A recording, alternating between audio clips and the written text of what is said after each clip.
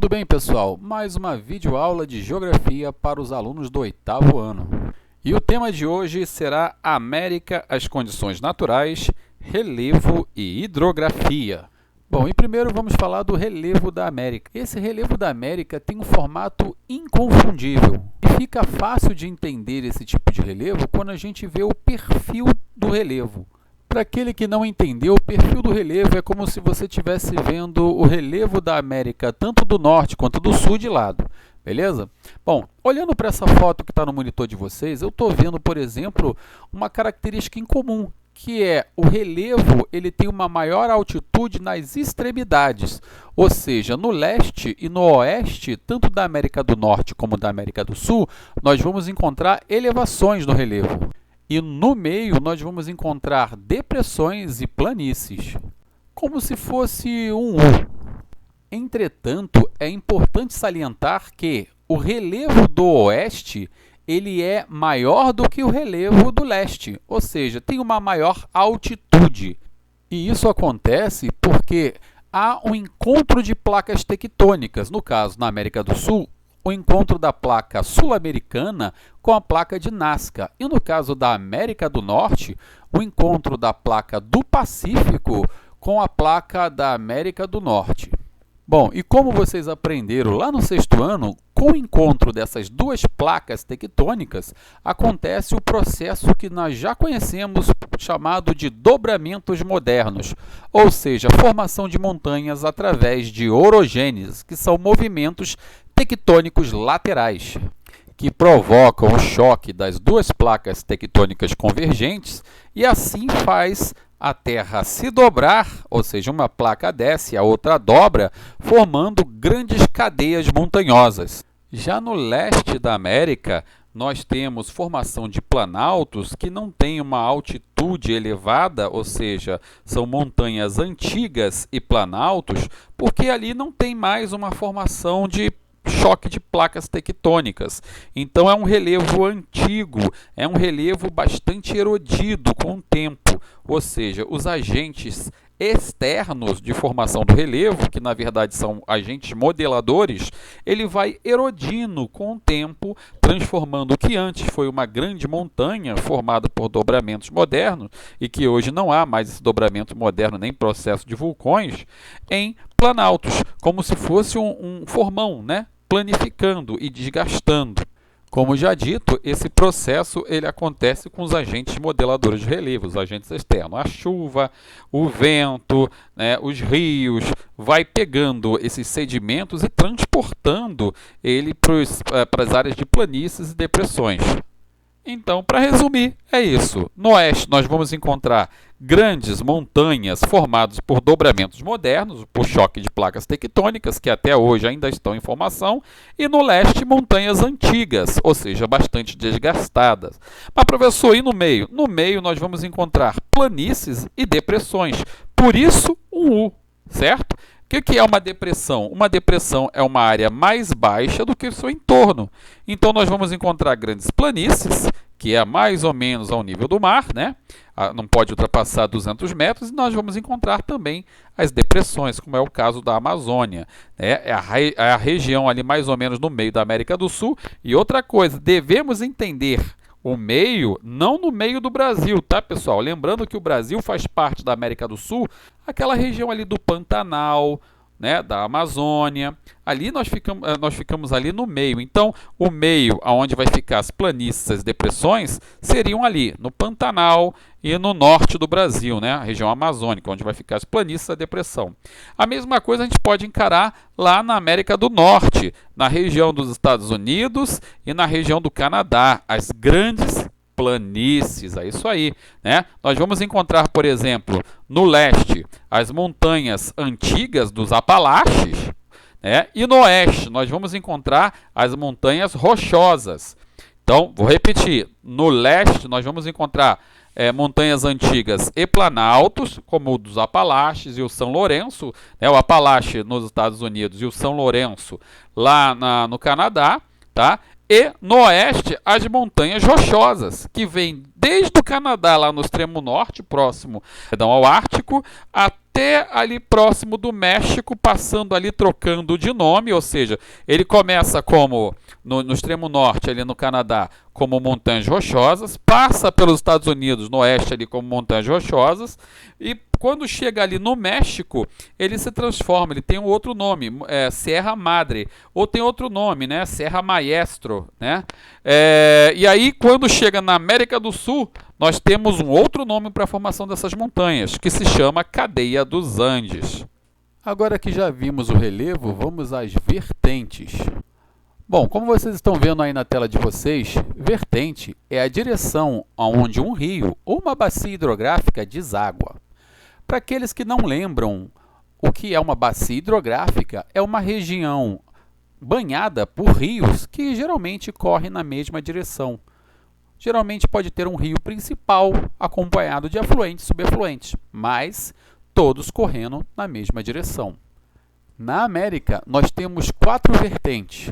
A vertente do Ártico, do Pacífico, do Golfo do México e do Atlântico. Bom, geralmente pelo nome já dá para saber a direção para onde esses rios correm. Por exemplo, a vertente do Ártico são rios lá do extremo norte do Canadá, por exemplo, correndo das regiões montanhosas do Ártico. Geralmente as características são rios gelados que congelam durante o período do inverno.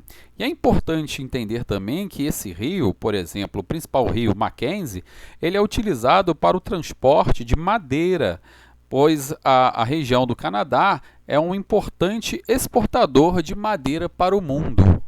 É importante salientar novamente que a maioria dos rios da vertente do Ártico vem das montanhas rochosas e dos planaltos canadenses.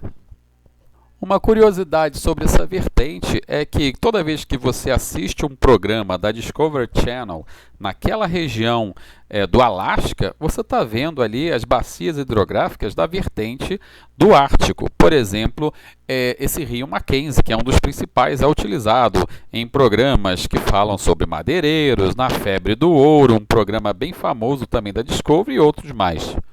Bom, a próxima vertente é a vertente do Pacífico.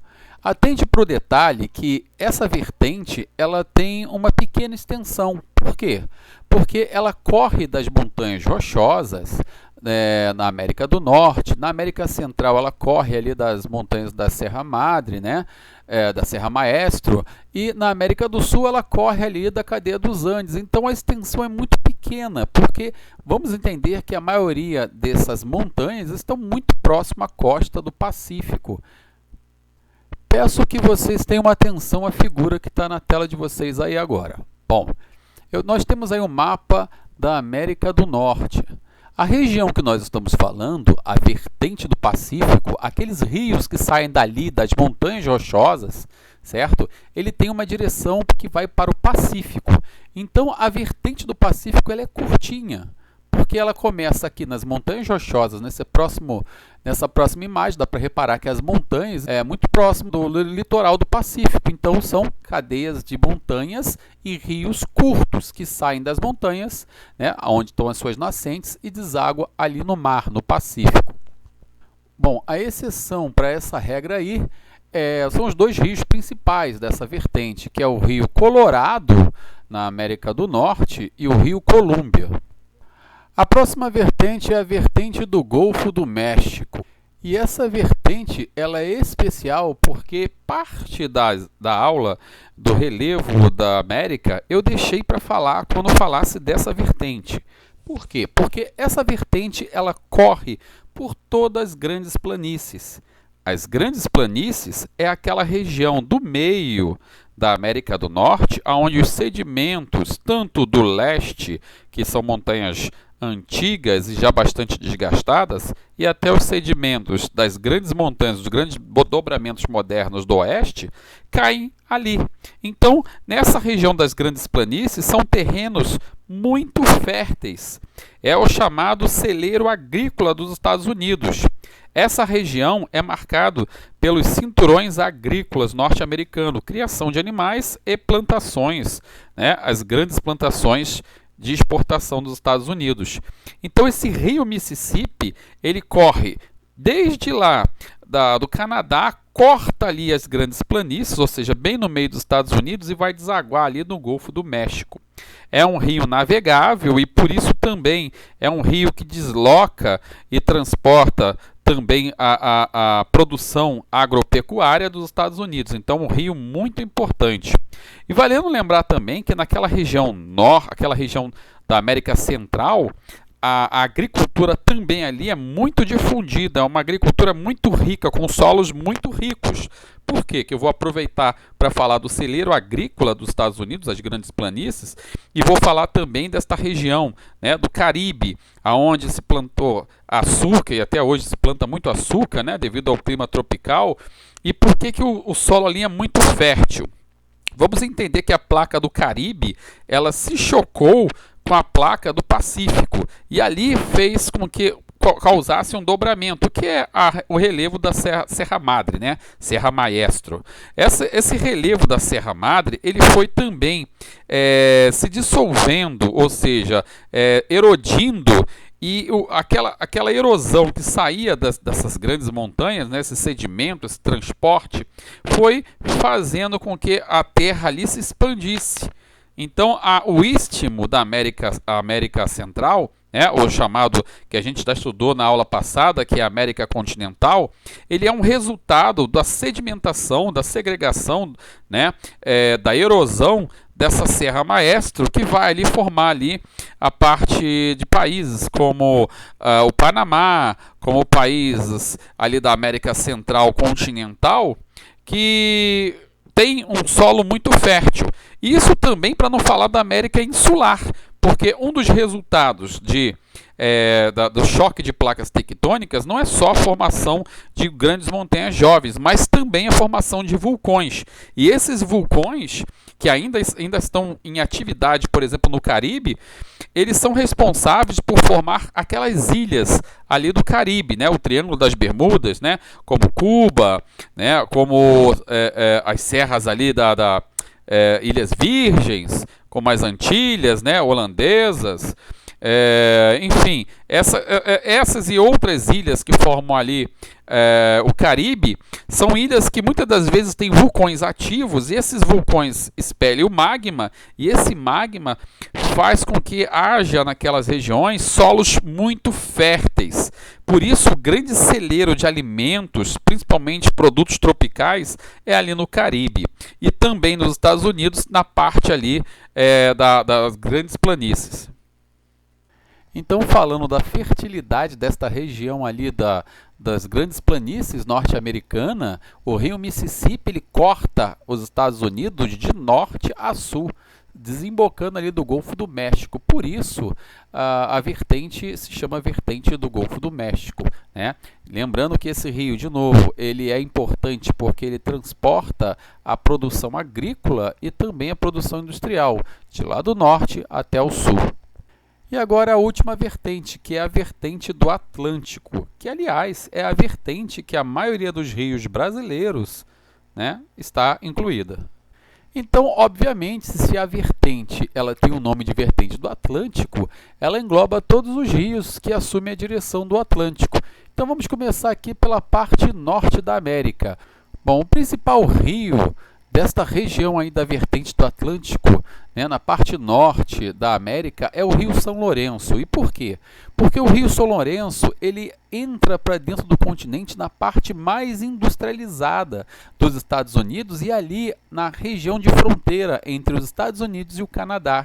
Então esse rio ele serve de transporte, né, para escoar a produção agrícola e a produção industrial, porque a região, uma das regiões mais industrializadas dos Estados Unidos é a região dos Grandes Lagos, que a gente vai ver nas próximas aulas, que é ali naquela região ali onde tem os lagos, né? Por isso grandes lagos, e esses lagos eles fazem uma espécie de fronteira entre o Canadá e os Estados Unidos. Então, como a própria figura está mostrando para vocês aí, né? As cidades do Canadá, Toronto, Ottawa, Quebec, Montreal, né? As cidades de Buffalo nos Estados Unidos, Detroit, a capital do carro, né? Chicago, são adensamentos urbanos, né?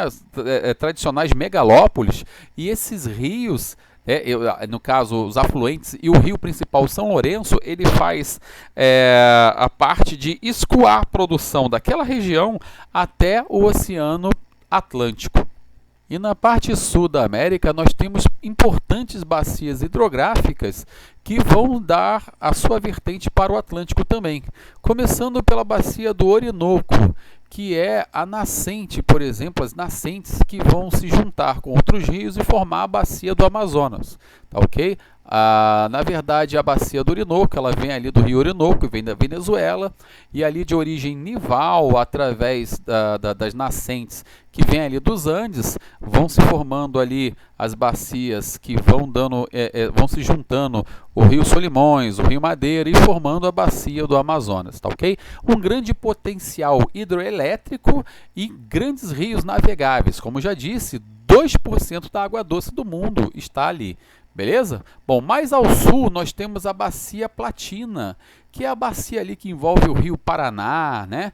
O rio que fica, aliás, as bacias hidrográficas que ficam na região ali do Uruguai, Argentina e Brasil, tá? A Bacia Platina. Essa bacia ela também tem um grande aproveitamento hidrelétrico, lembrando que é nessa região que está Itaipu, uma grande usina hidrelétrica que já foi a maior do mundo, perdeu há pouco tempo o seu status de maior do mundo para uma hidrelétrica chinesa. Essa usina de Itaipu, ela pertence ao Brasil e ao Paraguai, e está nessa bacia platina, tá ok? Bom, pessoal, terminamos por aqui. Um grande abraço e fiquem com Deus. Até a próxima videoaula.